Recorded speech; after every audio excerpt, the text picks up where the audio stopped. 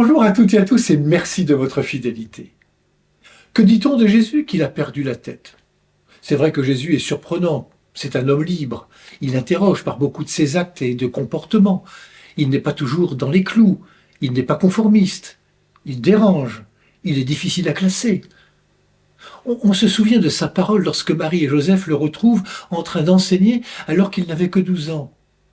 Ne fallait-il pas, dit-il, que je sois aux affaires de mon père?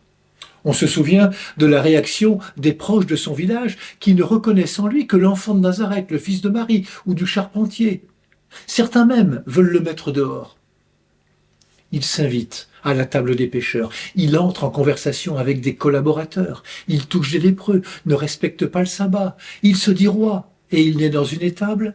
Il se dit maître et il lave les pieds de ses apôtres. Il se dit l'époux et accepte qu'une pécheresse lui baise les pieds. Il invite à aimer ses ennemis et à pardonner sans compter. Serons-nous nous laisser surprendre par Dieu ou bien resterons-nous dans nos certitudes et nos habitudes? Laissons-nous enseigner par le Christ. Lui seul peut nous ouvrir au mystère de l'amour. Réentendons, comme méditation, ce qu'écrivait l'apôtre Paul aux Éphésiens. Lui qui est si riche en gloire, qu'il vous donne la puissance de son esprit, pour que se fortifie en vous l'homme intérieur. Que le Christ habite en vos cœurs par la foi.